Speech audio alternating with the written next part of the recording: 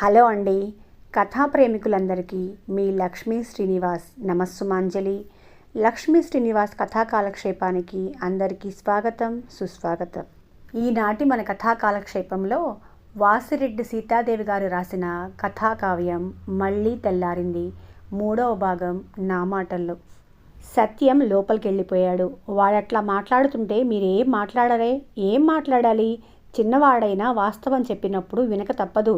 ఏమిటో మీ ఇద్దరి వ్యవహారం నాకు బొత్తిగా అర్థం కావటం లేదు అనేసి లోపలికి విసురుగా వెళ్ళిపోయింది సుందరమ్మ. మంచానికి అడ్డం పడింది సుందరమ్మ. ఒళ్ళంతా విరగొట్టినట్లుగా ఉంది. పగలంతా అలుపు సొలుపు అనుకోకుండా పనిచేస్తుంది. రాత్రి మంచం మీద నడుము వాల్చినప్పుడు కానీ తెలియదు ఆ శరీరం ఎంత అలసిపోయిందో అని. భూమి తన చుట్టూ తాను తిరుగుతూ సూర్యుని చుట్టూ మరో 5 సార్లు తిరుగుతుంది. కామేశ్వరరావు ఆదాయంలో మార్పు పెద్దగా లేదు. ఖర్చులు మాత్రం విపరీతంగా పెరిగిపోయాయి. పెద్ద కొడుకు రఘు మెడిసిన్ పూర్తి చేశాడు. హౌస్ సర్జన్ చేస్తున్నాడు. కోలవెన్ను షావుకారు 5 లక్షల కట్నంతో కూతుర్ని ఇస్తానని వచ్చాడు. పిల్లవాడు ఒకరినొకరు చూసుకున్నారు, ఇష్టపడ్డారు.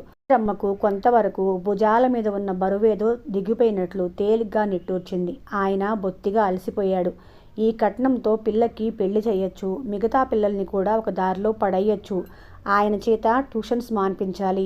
రామన్ చదువు కూడా ఈ సంవత్సరంతో అయిపోతుంది. వాడు లాయర్ అవుతాడు. వాడికి కట్నం వస్తుంది. ఆలోచిస్తున్న సుందరమ్మ కాళ్లకు నేల తగిలినట్లుగా ఉంది. వెన్నుముకలోకి బలం వచ్చినట్లుగా ఉంది. అలసిపోయిన శరీరానికి కొత్త రక్తం పట్టినట్లు ఉంది. తమ కష్టాలు తీరాయి. ప్రతిదానికి తవుళ్లాట ఇక ఉండదు. పాపం ఆయన రక్తాన్ని నల్లుల్లా పీల్చేశాం. ఇక పర్వాలేదు.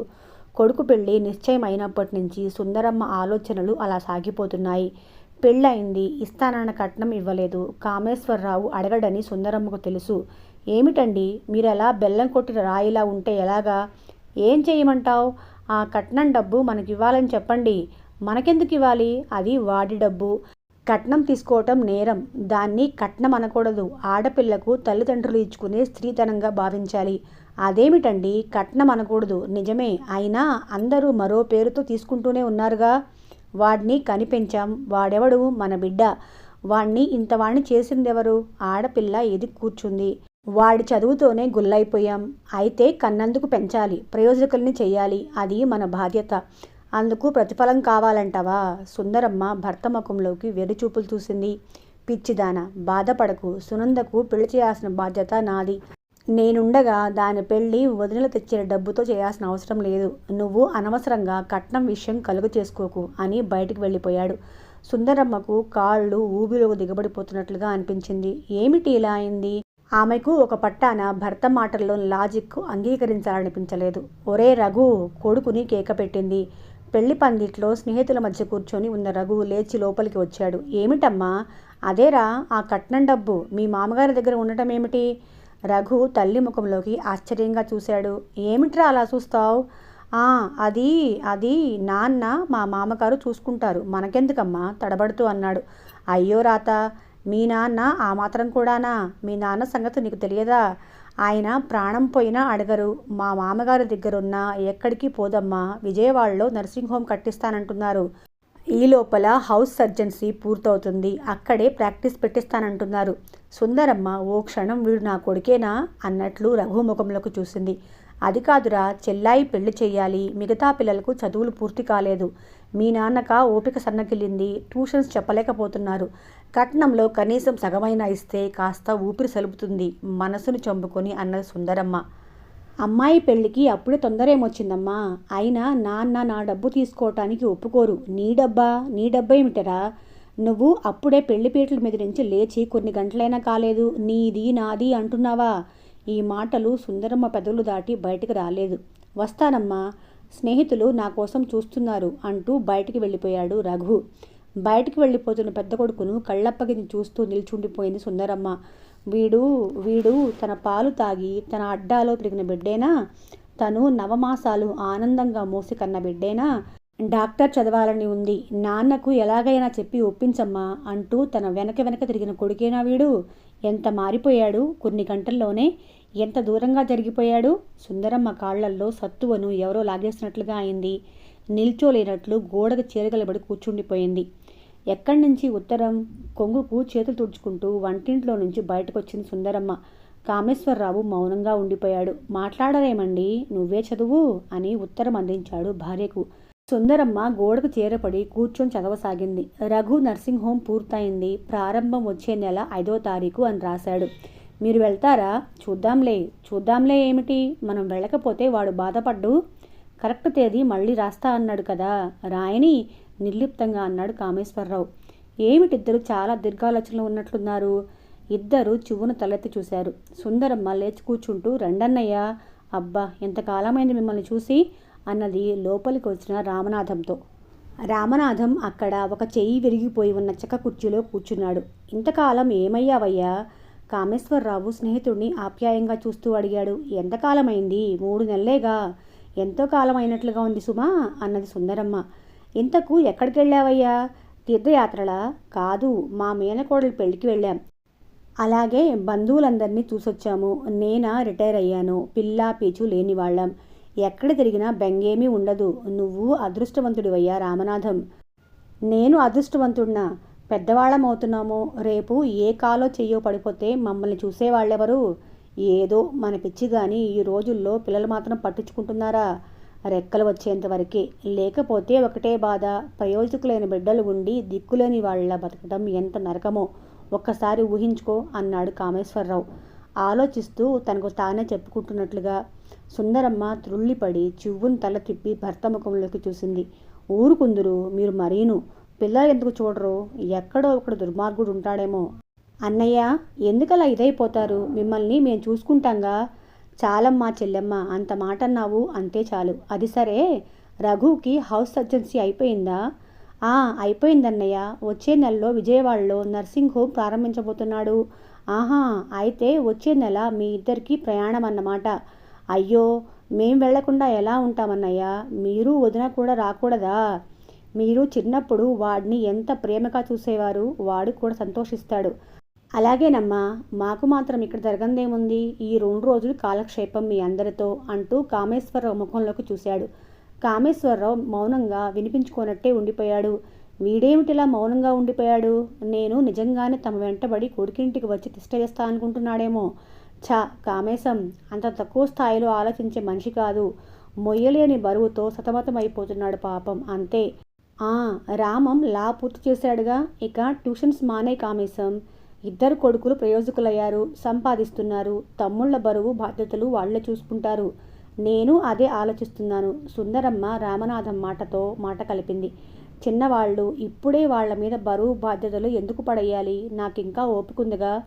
అదీ కాక రామం ఎవరి దగ్గరో జూనియర్గా చేరాడు. ఒక లాయర్కు ఈ రోజుల్లో నిలదొక్కుని పేరు తెచ్చుకోవాలంటే అంత తొందరగా అయ్యే పనా?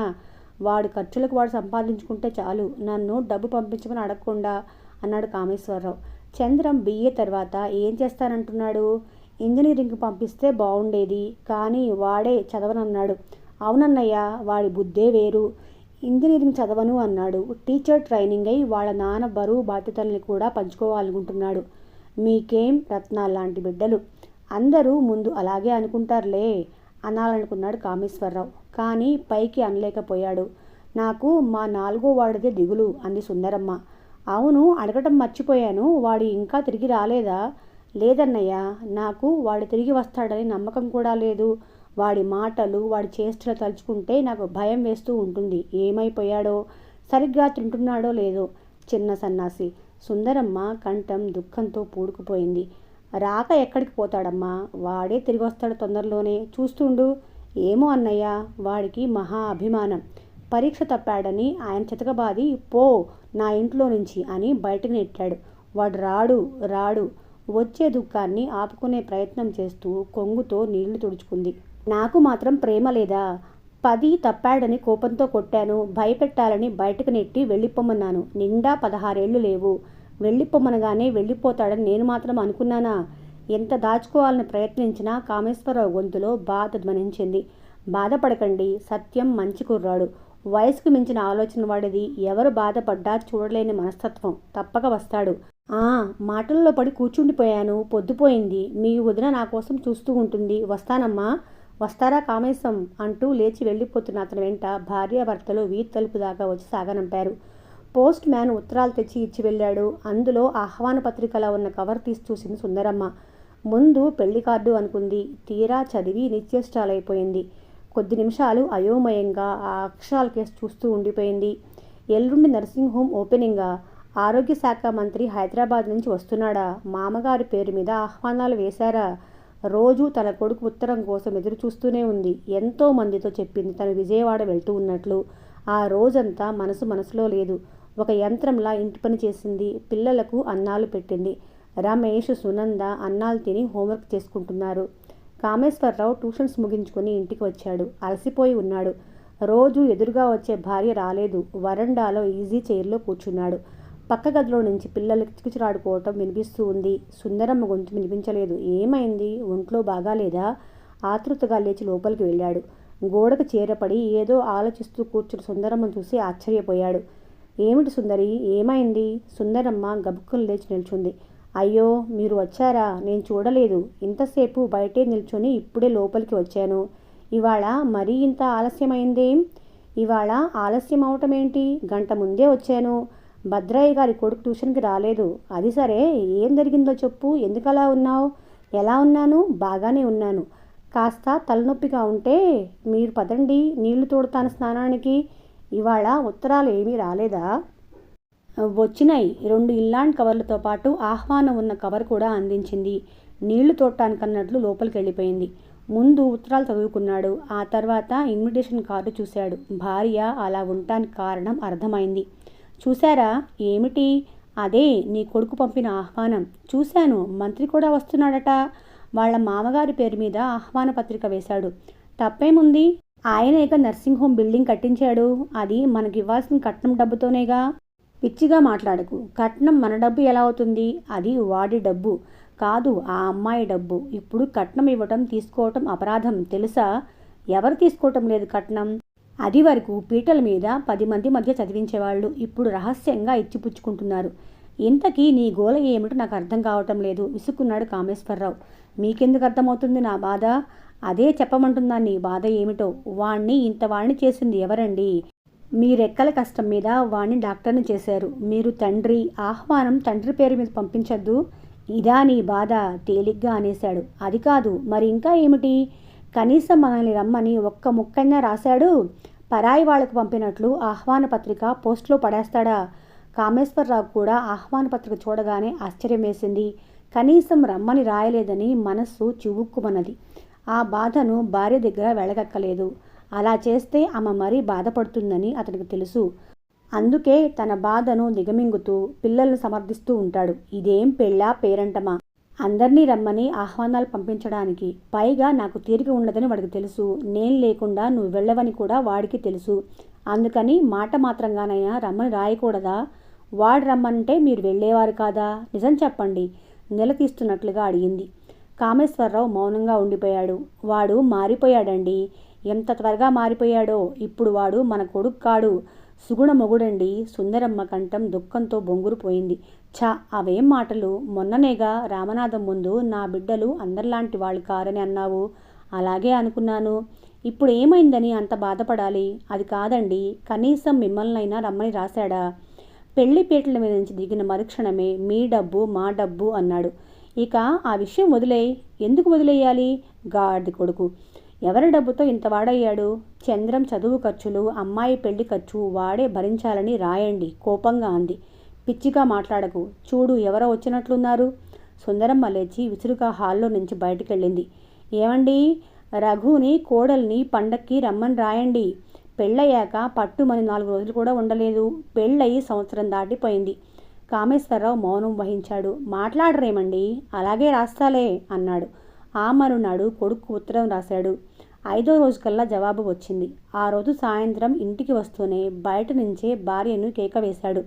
ఏమిటో హడావుడిగా పిలుస్తున్నారు? పండగ దగ్గరికి వస్తోందిగా. పిండి వంటలు ఏం చెయ్యాలో ఆలోచిస్తున్నాను. ఏం చేస్తావు? అరిసెలంటే పెద్దాడు 4 కోసుకుంటాడు. బూందీ లడ్డు కూడా వాడికిష్టం. అవి 2 చేసి పండగ రోజు గారెలు చేస్తాను. మర్చిపోయాను, వాళ్ళిద్దరికీ కొత్త బట్టలు కొనాలిగా. కామేశ్వరరావు భార్య ముఖంలోకి జాలిగా చూస్తూ నిలబడ్డాడు. సుందరమ్మ దృష్టి ఆయన చేతిలో ఉన్న ఉత్తరం మీద పడింది. ఉత్తరం వచ్చిందా? పెద్దాడి నుంచేనా? ఎప్పుడు బయలుదేరుతున్నాడంట? ఉత్సాహంగా అడిగింది. కామేశ్వరరావు ఉలకలేదు పలకలేదు. మాట్లాడరేమండి? ఏం మాట్లాడమంటావు? నీ ఉత్సాహం చూస్తుంటే.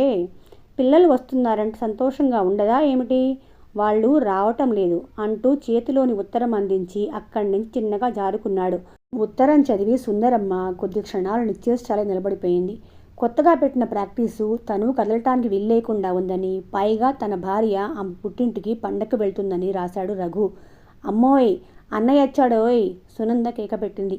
సుందరమ్మ కొడుకుని చూసి ఆనందంతో ఉక్కిరిబిక్కిరైపోయింది. రారా, ఎంతకాలమైందిరా నిన్ను చూసి?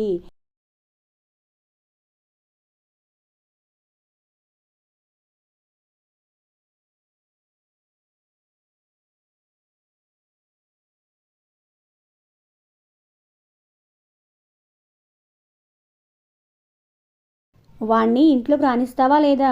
స్కూలుకి వెళ్ళటానికి తయారై బయటికి వచ్చిన కామేశ్వరరావు అన్నాడు. ఏరా రామం, ప్రాక్టీస్ ఎలా ఉంది? మీ సీనియర్కి సంతృప్తిగా ఉందా నీ పని అని కొడుకుని ప్రశ్నించాడు. మా సీనియర్కి నేనంటే చాలా ఇష్టం నాన్న. వాళ్ళింట్లోనే గది ఇచ్చి నన్ను చాలా బాగా చూసుకుంటున్నాడు. సరే, నాకు టైం అయింది, సాయంకాలం మాట్లాడుకుందాం అంటూ కామేశ్వరరావు సుందరమ్మ అందించిన గొడుగు తీసుకుని వెళ్ళిపోయాడు. రారా అన్నయ్య అని అంటున్న చెల్లెలు తల మీద ఒక మొట్టికాయ వేశాడు. చూడమ్మా, సునంద తల నిమురుకుంటూ ముద్దులు గుడుస్తూ అన్నది. సుందరమ్మ సంతృప్తిగా నవ్వుకుంది. రామన్ స్నానం చేసి భోజనానికి కూర్చున్నాడు. తల్లి కొసరి కొసరి తినిపిస్తున్నది. పెద్దన్నయ్య బొత్తిగా మారిపోయాడురా. రామం తలెత్తి తల్లి ముఖంలోకి ప్రశ్నాత్మకంగా చూశాడు. నర్సింగ్ హోం ప్రారంభానికి మీ నాన్ననైనా రమ్మని రాయలేదురా. ఆహ్వానం పంపించా అన్నాడే. ఆహ్వానం పంపించడం ఏమిటిరా? ఒక్క ఉత్తరం ముక్క రాయకూడదు? తీరిక లేక రాయలేదేమో అమ్మా. ఏమిటిరా నువ్వు కూడా వాడికి కొత్తాసు పలుకుతున్నావు? మీ నాన్న వాడిని డాక్టర్ చేయటానికి శరీరంలో సగం రక్తం దారపోశారు కదరా. నర్సింగ్ హోం ప్రారంభానికి రమ్మని రాయటానికి తీరిక లేదా? పైగా మామగారి పేరు మీద ఆహ్వానం వేశాడు. నీకు కూడా ఏమీ అనిపించలేదా? రామం మాట్లాడలేకపోయాడు. అయ్యో, అదేమిట్రా బాబు, పెరిగేసుకోకుండా లేచిపోయావేం? పెరుగు వద్దమ్మా, జలుబు చేసింది. ఈ మధ్య నాకు మజ్జిగ పాలు పట్టం లేదు. ఎలర్జీ అంట. డాక్టర్ కొంతకాలం మానేయమన్నాడు. అయ్యో, అదేం జబ్బురా నాన్న? సుందరమ్మ గొంతులో బాధ ధ్వనించింది. అది జబ్బేం కాదమ్మా, ఎలర్జీ. అంటే కొన్ని వస్తువులు పడవు. తల్లి అందించిన తుండుకు తొడిచేయి తుడుచుకొని వంటింట్లో నుంచి బయటికి వచ్చాడు. మధ్యాహ్నం నిద్రపోయి లేచిన రామంకు కాఫీ అందించింది సుందరమ్మ. అమ్మా, అలా కూర్చో, కాఫీ అందుకుంటూ అన్నాడు రామం. ఉండు, వస్తాను, పొయ్యి మీద పాలున్నాయి అంటూ వంటింట్లోకి వెళ్ళింది సుందరమ్మ. పిచ్చి సన్నాసి, చిన్నప్పటి నుంచి వాడికి నాతో కూర్చొని కాసేపు కబుర్లు చెప్పకపోతే తోచదు. వీడి దారే వేరు, వీడి బుద్ధి బంగారం అనుకుంటూ వచ్చి కొడుకు పక్కన మంచం మీద కూర్చుంది తల్లి.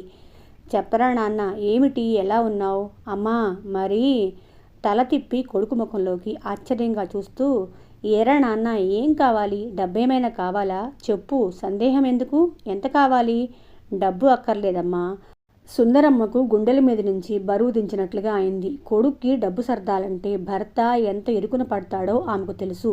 అమ్మా, నాన్నను ఇంకా డబ్బు కోసం వేధించే మూర్ఖుణ్ణి కాదమ్మా నేను. ఒక విషయం చెప్పాలి, నీకు నాన్నకి బాధ కలుగుతుందేమోనని. సుందరమ్మ విస్మయంగా కొడుకు ముఖంలోకి చూసింది.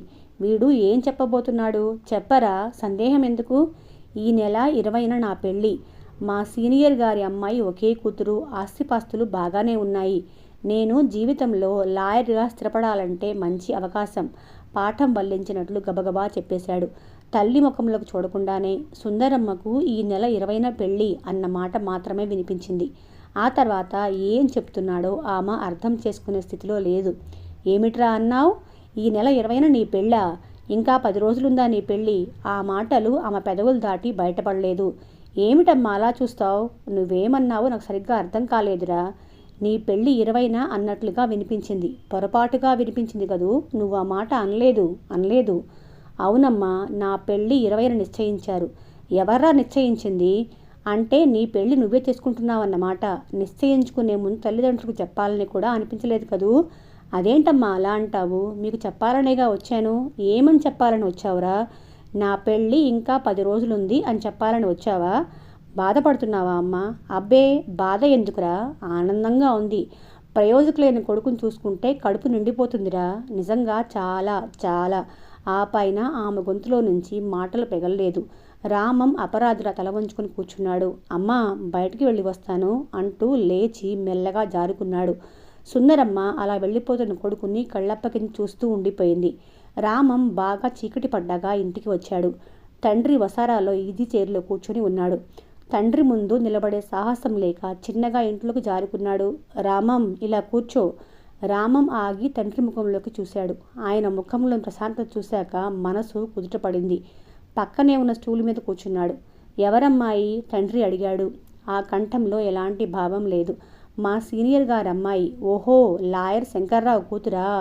ఆస్తిపాస్తులు బాగానే సంపాదించాడని విన్నాను. అవును నాన్నగారు, పైగా ఒకతే కూతురు. కామేశ్వరరావు తల తిప్పి కడుపు కళ్ళలోకి చూశాడు. రామన్ చూపులు కిందకి వాలాయి. ఆ అమ్మాయిని ప్రేమించావా? లేదు, శంకర్రావు గారే ప్రపోజ్ చేశారు. ఆ అమ్మాయి చాలా అందంగా ఉంటుందా?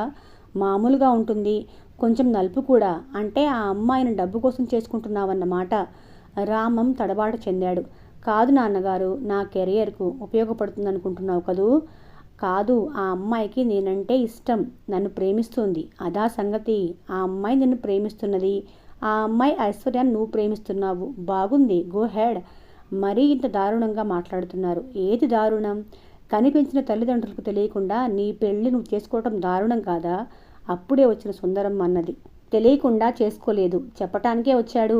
ముహూర్తాలు కూడా పెట్టుకున్నాక ఊళ్ళో వాళ్ళని పిలిచినట్లు మమ్మల్ని పిలవటానికి వచ్చావు. ఇక్కడ నీ కోసం మేం పెళ్లి సంబంధాలు చూస్తున్నాం. నువ్వేమో. సుందరి, ఏమిటా మాటలు? వాడేం చేశాడు? మన భారం తగ్గించి మంచి పనే చేశాడు అన్నాడు కామేశ్వరరావు. అవేం మాటలండి? మనం ఎప్పుడైనా బిడ్డల భారం అనుకున్నామా? అట్లా అనుకుంటే ఈరోజు వీడు ఇలా ఉండేవాడా? అనుకోకపోయినా భారం భారమేగా. నాన్నగారు, అమ్మ చాలా బాధపడుతుంది. నేను చేసిన తప్పైతే చెప్పండి, ఈ పెళ్లి మానేయమంటారా? మానయ్యరా, మానేయ్. సుందరమ్మ అరిచినట్టే అంది. సుందరి, నీకు మతిపోయిందా? రామం, వెళ్ళి భోజనం చెయ్యి. నాకు ఆకలిగా లేదు, వెళ్తాను, చివరి బస్సు ఉంది. మంచిది, వెళ్ళిరా, దిగులు పడకు, సంతోషంగా ఉండు, పెళ్ళికి వస్తాం. రామం ముఖం చాటంత అయింది. నిజంగా వస్తారు కదూ? ఎందుకురా? వస్తాం, బస్సుకి టైం అవుతుంది, ఇక వెళ్ళు అన్నాడు కామేశ్వరరావు. రామం పెళ్లికి వెళ్ళాక సుందరమ్మ సంతోషంగానే ఉంది. బియ్యాల వారు చాలా గౌరవించారు. కోడల పిల్ల అత్తయ్యగారు అత్తయ్యగారు అంటూ చుట్టూ తిరిగింది. పెద్ద కోడలు కూడా అత్తగారి పట్ల ఎంతో గౌరవం కనపరిచింది. గుంటూరు నుంచి విజయవాడ రమ్మని రఘు అతని భార్య కూడా బలవంతం చేశారు. సుందరమ్మకు వెళ్లాలనే ఉంది, కానీ కామేశ్వరరావు స్కూలు పరీక్షలు దగ్గర పడుతున్నాయి, అంగీకరించలేదు. పెళ్ళైన 3వ నాడు ఇంటికి బయలుదేరారు. వియ్యాలవారు సుందరమ్మ కంచిపట్టు చీర పెట్టారు. వియంకుడికి పట్టు పంచల సాపు పెట్టారు. పిల్లలందరికీ బట్టలు పెట్టారు. సునందకు పట్టు పరికిణితో పాటు ఆడబిడ్డ లాంఛనాలు జరిపించారు. సుందరమ్మ మనసు సంతృప్తిగా ఉంది. పిల్లవాడు చాలా బాగున్నాడు, బుద్ధిమంతుల్లా ఉన్నాడు. మంచి ఉద్యోగం, దమ్మిడి కట్నం అడగలేదు. మన సునంద అదృష్టవంతురాలు. సుందరమ్మ భోజనం చేసి వసారాలో కూర్చుని ఉన్న కామేశ్వరరావుకు ఒక్కపొడి అందిస్తూ అన్నది. కామేశ్వరరావు మౌనంగా ఒక్కపొడి అందుకున్నాడు. మాట్లాడరేమండి? వీళ్లకు మన గురించి ఎలా తెలిసింది? అకస్మాత్తుగా మీ పిల్లని చేసుకుంటామని రావటమేమిటి? కట్నం వద్దనటమేమిటి? నాకేమీ అర్థం కావటం లేదు. మన సొంత మాత్రం పిల్ల హైదరాబాద్లో వాళ్ళకి దొరకలేదా? అసలు వాళ్ళకి మన గురించి ఎవరు చెప్పి ఉంటారు? ప్రత్యేకంగా పని కట్టుకొని మన పిల్ల కోసం ఎందుకు వచ్చారు? సుందరమ్మ కూడా ఆలోచనలో పడింది. రామనాథం అన్నయ్య అన్ని వివరాలు కనుక్కుంటా అని చెప్పాడుగా. ఆ అబ్బాయి పనిచేసే కంపెనీలో తన బావమరిది కూడా పనిచేస్తున్నాడని చెప్పాడుగా అంది. కామేశ్వరరావు మౌనంగా ఉండిపోయాడు. ఈ సంబంధం ఖాయమైతే చంద్రానికి సునందకు ఒకేసారి పెళ్లి చేసేయచ్చు అన్నది సుందరమ్మ. కామేశ్వరరావు ఆలోచిస్తూ ఉండిపోయాడు. చంద్రం బీఈడీ పూర్తి చేసి అదే ఊరిలో తండ్రి పనిచేస్తున్న స్కూల్లోనే టీచర్గా చేరాడు. చంద్రం సంపాదన కలిశాక కామేశ్వరరావుకు కాస్త ఊపిరి పీల్చుకున్నట్లుగా ఉంది. అమ్మాయికి ఈ సంబంధం ఖాయమవుతుందంటారా? సాలోచనగా అంది సుందరమ్మ. చూద్దాం. రామనాథం ఆ కుర్రాణి గురించి వాకపు చేస్తా అన్నాడుగా. చూడు, ఎవరో వచ్చినట్లున్నారు అన్నాడు కామేశ్వరరావు. అంతలోనే రామనాథం లోపలికి వచ్చాడు. రా అన్నయ్య, నీకు 100 ఏళ్ళు. ఇప్పుడే నీ పేరు ఆయన ఎత్తారో లేదో నువ్వు లోపల అడుగుపెట్టావు. 100 ఏళ్ళు ఉండి ఏం చేయాలమ్మా? కాలక్షేపానికి నాకు మనవళ్ళు కూడా లేరుగా అన్నాడు నవ్వుతూనే. ఆ నవ్వు బోలుగా అనిపించింది సుందరమ్మకు. పిల్లలు లేని రామనాథం వృద్ధాప్యం కళ్ల ముందు మెదిలింది. బోలెడంత జాలి వేసింది. శుభవార్త తెచ్చాను. మన సునంద అదృష్టవంతురాలు. తెలుసుకున్నావా అన్నయ్య? తెలుసుకున్నాను. మా బావమరిది ఆ కంపెనీలోనే పనిచేస్తున్నాడు. సూర్యనారాయణ చాలా మంచి కుర్రాడట. ఎలాంటి చెడ్డ అలవాట్లు లేవట. తల్లిదండ్రులకు ఏకైక సంతానమట. త్వరలోనే ప్రమోషన్ కూడా రాబోతుందట. మరి? కామేశ్వరరావు సందేహం వెలుబుచ్చాడు. అతనివన్నీ కమ్యూనిస్టు భావాలట. కట్నం తీసుకోడట. ఇప్పటికైనా మీ సందేహం తీరిందా? భర్తను రెట్టించింది సుందరమ్మ. తీరలేదు. నీ సందేహం నాకు అర్థమైంది. మన అమ్మాయి గురించి ఎలా తెలిసిందనేగా. అంత దూరం నుంచి పని కట్టుకొని వచ్చి మన పిల్లల్ని చేసుకోవటం ఏమిటనేగా మీ సందేహం అన్నాడు రామనాథం. అవును, ఆ కుర్రాడు మన సత్యం స్నేహితుడంట. తన చెల్లెల్ని చేసుకొని సత్యం కోరాడంట. సత్యమా? ఎక్కడున్నాడు? ఏం చేస్తున్నాడు? పిల్లని చూడటానికి వాళ్ళు వచ్చినప్పుడు వాడు రావచ్చుగా. రామేశ్వరరావు ఉత్కంఠగా అడిగాడు. ఏ ముఖం పెట్టుకొస్తాడు? కొట్టి వెళ్ళగొట్టారుగా. వాడికి మహారోషం నిష్ఠూరంగా అంది సుందరమ్మ. కాదు చెల్లెమ్మ, సత్యం విప్లవ రాజకీయాల్లో ఉన్నాడట. ఏ అడవుల్లో ఉన్నాడో అన్నాడు రామనాథం. అయ్యో, అదేమిటన్నయ్య, నా బిడ్డ అడవుల్లో ఉన్నాడా? వాడిని ఏదో అనుకున్నాం. నా ఇంట్లో తప్ప పుట్టాడు అనుకున్నాం. నేనే అన్నాను పాపిష్టిదాన్ని. నా బిడ్డలందరూ రత్నాలు, వాడొక్కడే గులకరాయి అని. చూసావా, ప్రయోజకులై 2 చేతులు సంపాదిస్తున్న అన్నలు చెల్లెలి పెళ్లి గురించి పట్టించుకోలేదు. సత్యానికి మేమేం చేశాం? వాడు మమ్మల్ని మర్చిపోలేదు. మా గురించి ఆలోచిస్తున్నాడు. చెల్లెలికి మంచి సంబంధం కూడా చూశాడు. వాడు ఒక్కసారి వచ్చిపోతే ఏమవుతుంది? ఈ పాపిష్టి కళ్ళకు మళ్ళీ కనిపిస్తాడో లేదో. ఎప్పుడో ఒకసారి వస్తాడు. కనీసం పెళ్లికైనా వస్తాడు. బాధపడకు. నేను వెళ్తాను. లేచి నిల్చున్నాడు రామనాథం. ఉండండి అన్నయ్య, కాఫీ తాగి వెళ్ళండి. ఏమిటయ్యా తొందర అన్నాడు కామేశ్వరరావు. మా బావమరిది వచ్చాడు. ఈ రాత్రికే మళ్ళీ వెళ్ళిపోతాడు. విషయం చెబుదామని హడావుడిగా వచ్చాను. వస్తాను అంటూ రామనాథం వెళ్ళిపోయాడు. కామేశ్వరరావు సంతృప్తిగా నిట్టూర్చాడు. సుందరమ్మ ఆనందానికి అవధుల్లేవు. ఇంద్రానికి సునందకు ఒకేసారి పెళ్లి చేశారు. సూర్యనారాయణ స్ఫురద్రూపి. అంత మంచి సంబంధం వచ్చినందుకు అందరూ ఆశ్చర్యపోయారు. పెళ్లికి కొడుకులు కోడళ్ళు వచ్చారు. పెళ్లి జరుగుతున్నప్పుడు ఎక్కడి నుంచి వచ్చాడో సత్యం వచ్చాడు. సూర్యనారాయణతో మాట్లాడి పెళ్లిపీటల మీదే చెల్లెల్ని పలకరించి ఎలా వచ్చాడో అలాగే వెళ్ళిపోయాడు. సుందరమ్మ కొడుకును పట్టుకుని గొల్లుమన్నది. కామేశ్వరరావు పలకరించలేదు. వచ్చి 10 నిమిషాలన్నా కాలేదు. వెళ్ళిపోతానంటావేంట్రా? మా మీద కోపం తగ్గలేదా? సుందరమ్మ బాధపడింది. మీ మీద కోపం ఏంటమ్మా? నేను ఎక్కువసేపు ఇక్కడ ఉండకూడదు. పోలీసులు నా కోసం వెతుకుతున్నారు. పోలీసులా? ఏం చేశావురా కన్నా? ఎవరినైనా? హత్య చేయలేదులే. వెళ్తాను, వీలుంటే మళ్ళీ వస్తాను అంటూ మరో ప్రశ్నకు అవకాశం ఇవ్వకుండా వెళ్ళిపోయాడు. సత్యం వెళ్ళిపోయాడని తెలిసి కామేశ్వరరావు బాధపడ్డాడు. నిమిషాల మీద తిరిగి వెళ్ళిపోతాడని కామేశ్వరరావు కూడా భావించలేదు. కూతుర్ని అత్తవారింటికి పంపిస్తూ భోరున ఏడ్చింది సుందరమ్మ. చంద్రం భార్య కాపరానికి వచ్చింది. సుందరమ్మకు సంతృప్తిగా ఉంది. 2 నెలలు గడిచాయి. సుందరమ్మ కోడల్ని అపురూపంగా చూసుకుంది. కోడలు పిల్ల అత్తయ్య అత్తయ్య అని పిలుస్తూ ఉంటే సుందరమ్మ ఆనందానికి అవధుల్లేవు. ఆ రోజు సాయంత్రం వసారాలో కూర్చొని సుందరమ్మ లాంతర్లు తుడుస్తుంది. చంద్రం చిన్నగా వచ్చి తల్లి పక్కగా నేల మీద కూర్చున్నాడు. సుందరమ్మ కొడుకు ముఖంలోకి మురిపంగా చూసింది. చంద్రం అంటే సుందరమ్మకు మొదటి నుంచి ప్రత్యేకమైన అభిమానం. సుందరమ్మ ఏ పని చేస్తున్నా ఇంట్లో ఉంటే చంద్రం ఆమెకు సహాయం చేసేవాడు. కూరగాయలు కూడా తరిగి ఇచ్చేవాడు. వంట చేయటం కూడా నేర్చుకున్నాడు. తల్లికి ఆరోగ్యం బాగా లేకపోతే వంటగదిలోకి రానిచ్చేవాడు కాదు. తనే వంట చేసేవాడు. తన పక్కన కూర్చున్న కొడుకును చూస్తూ, వీడు మారలేదు, పెళ్ళైనా మారలేదు, వీడి దారే వేరు, తనకు అంతకంటే ఏం కావాలి? ఒక్క కొడుకైనా తనతో ఉంటున్నాడు. ఏరా, లాంతర్లు తుడుస్తావా? నవ్వుతూ అంది సుందరమ్మ. అమ్మా, ఏదో చెప్పబోయి సందేహించినట్లుగా ఆగిపోయాడు. ఏం బాబు, ఏం కావాలి? చంద్రం సందేహిస్తూ ఉండిపోయాడు. చెప్పరా కన్నా, నా దగ్గర సందేహం ఎందుకు? మరి నువ్వు బాధపడకూడదు. వీడు ఏం చెప్పబోతున్నాడు? ఆశ్చర్యంగా కొడుకు ముఖంలోకి చూసింది.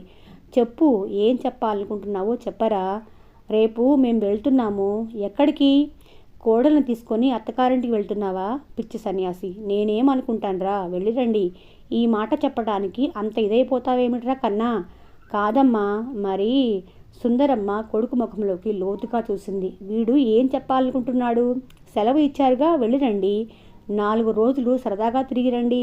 అది కాదమ్మా. మరి? రేపు మంచి రోజంట. ఇంటికి అడ్వాన్స్ కూడా ఇచ్చాను. సుందరమ్మ నెత్తి మీద సుత్తి దెబ్బ పడినట్లుగా అయింది. కొడుకు ముఖంలోకి వెర్రిచూపులు చూసింది. కొత్తగా అక్షరాలు నేర్చుకుంటున్న పసివాడు సంయుక్తాక్షరాల కేసి చూసినట్లుగా ఉంది. ఊళ్ళోనే ఉంటాంగా, బాధపడతావెందుకమ్మా? సుందరమ్మ కొడుకు ముఖంలోకి చూస్తూ ఉండిపోయింది. రేపు 10 గంటలకి నువ్వొచ్చి పాలు పొంగించాలి అనేసి దిగ్గున లేచి బయటకు వెళ్ళిపోయాడు. సుందరమ్మ యాంత్రికంగా తల తిప్పి చూసింది. కోడలు కమల గడపలో నిల్చొని ఉంది. ఏమిటలా ఉన్నావు? ఎలా ఉన్నాను? తలెత్తకుండానే భర్త పళ్ళెంలో గరిటతో అన్నం పెట్టింది సుందరమ్మ. బాగా ఏడ్చినట్లున్నావు. సుందరమ్మ మాట్లాడకుండా కూర వడ్డించింది. కళ్ళు ఉబ్బి ఉన్నాయి. ముఖం వాచి ఉంది. ఏం జరిగింది? సుందరమ్మ పెళ్ళుబికి వస్తున్న దుఃఖాన్ని అంచుకునే ప్రయత్నంలో తలదించుకొని కూర్చుండిపోయింది. ఏమిటి సుందరి, ఏమైంది? ఎందుకంతగా బాధపడుతున్నావు? ఒక్కసారిగా నిండుకుండ బద్దలైనట్లుగా బోరుమంది. ఛా, ఏమిటా ఏడుపు? ఎవరో చచ్చినట్లు మందలిస్తున్నట్లుగా అన్నాడు కామేశ్వరరావు. సుందరమ్మ పైట కొంగుతో ముఖం కప్పుకొని వెక్కి వెక్కి ఏడవసాగింది. ఊరుకో, అసలు ఏం జరిగిందో చెప్పు. సుందరమ్మ ఏడుస్తూనే ఉంది. గుండెలు అలసిపోయేలా ఏడుస్తుంది. కామేశ్వరరావు ఆలోచనలో పడ్డాడు. చటుక్కున ఏదో గుర్తొచ్చింది. ఓ, అదా సంగతి. చంద్రం వెళ్ళిపోతున్నానని చెప్పాడా? అంత దుఃఖంలోని చువ్వున తలెత్తి చురుగ్గా చూసింది భర్త ముఖంలోకి. రేపు వెళ్తున్నామని చెప్పాడా? మీకు మీకు ముందే తెలుసా? తెలుసు. భర్త ముఖంలోకి ఆశ్చర్యంగా చూసింది. తెలుసా? తెలుసు. సుందరమ్మ భర్త ముఖంలోకి చురుగ్గా చూసింది. అంటే మీకు ముందే తెలుసా? వాడు వేరు కాపురం పెట్టబోతున్నాడని ముందే తెలుసా? వాడు పెద్దవాడు, రెండోవాడు లాంటి వాడేనని మీకు ముందే తెలుసా? మరి నాకు చెప్పలేదేం? ముందు నుంచే ఎందుకు ఏడిపించడం అని చెప్పలేదు. మీకెప్పుడు చెప్పాడు? వాడు నాకు చెప్పలేదు. మరి మీకెలా తెలిసింది? పెళ్లికి ముందు నుంచే వాడు ఇంటి కోసం వెతుకుతున్నట్టు తెలిసింది. అడ్వాన్స్ కూడా ఇచ్చాడని తెలిసింది. కానీ వెంటనే పెళ్లి పీటల మీద నుంచి లేవగానే వేరింటి కాపురం పెట్టడానికి మొహమాట పడినట్లున్నాడు. 3 నెలల తర్వాత వెళ్తున్నాడు. కథ కొనసాగుతూనే ఉంటుంది. మన ఈ ప్రయాణంలో మీరు కూడా నాతో పాటు భాగమయ్యేందుకు మన ఛానల్ను సబ్స్క్రైబ్ చేసుకొని తప్పకుండా సపోర్ట్ చేయండి. ఇప్పటి వరకు విన్నవారు మన కథలకు లైక్ కూడా ఇవ్వండి. మళ్ళీ రేపు కలుసుకుందాం.